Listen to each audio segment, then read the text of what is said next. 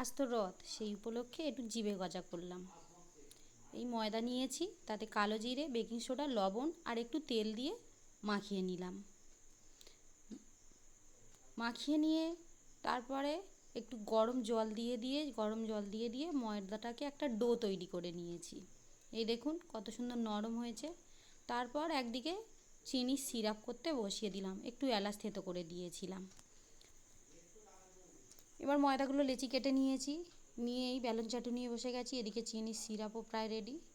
এই রুটিগুলো বেলে নিয়েছি জিভে গজা তৈরি করার জন্যে। দেখুন কতগুলো রুটি একসাথে করে নিয়েছি। এবার এই রুটিগুলোকে একসাথে বেলে নেব, নিয়ে আর তেল গরম হতে দিয়েছি। এই যে জিভে গজার শেপ দিয়ে দিয়েছি।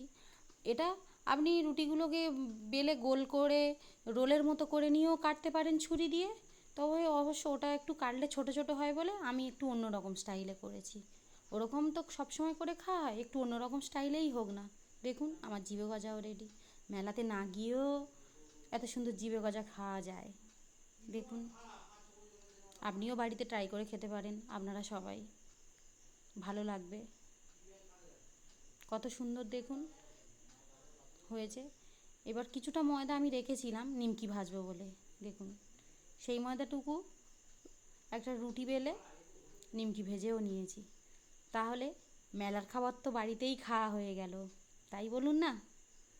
কত সুন্দর হয়েছে মুচমুচে নিমকি। আপনারাও তৈরি করে খেতে পারেন কিন্তু মেলাতে না গিয়ে।